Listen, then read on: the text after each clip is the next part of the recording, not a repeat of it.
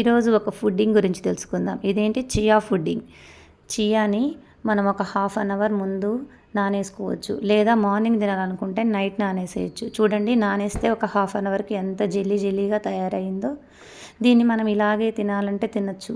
ఇది తినలేని వాళ్ళు దీంట్లో మనం ఏమైనా యాడ్ చేసుకోవచ్చు. పెరుగులోను, స్మూతీస్లోను, లెమన్, హనీ ఇలా వాడుకోవచ్చు. దీనివల్ల యూజెస్ ఏంటంటే, ఇది జీర్ణక్రియకి చాలా ఉపయోగపడుతుంది. దీంట్లో ఒమేగా 3 ఫ్యాటీ యాసిడ్స్ ఉన్నాయి. మరి షుగర్ లెవెల్స్ని కంట్రోల్ చేస్తుంది, మలబద్ధకాన్ని తగ్గిస్తుంది, ఇన్స్టెంట్ ఎనర్జీని ఇస్తుంది. దీంట్లో మెగ్నీషియం, కాల్షియం, ప్రోటీన్, భాస్వరం, జింక్, విటమిన్ B1, B3 అవన్నీ ఉంటాయి.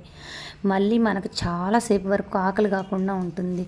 బాగా వెయిట్ లాస్ అవ్వాలనుకున్న వాళ్ళకి ఇది చాలా ఉపయోగపడుతుంది. బరువు ఎలా తగ్గుతామంటే, దీంట్లో చాలా ఫైబర్ ఉంటుంది.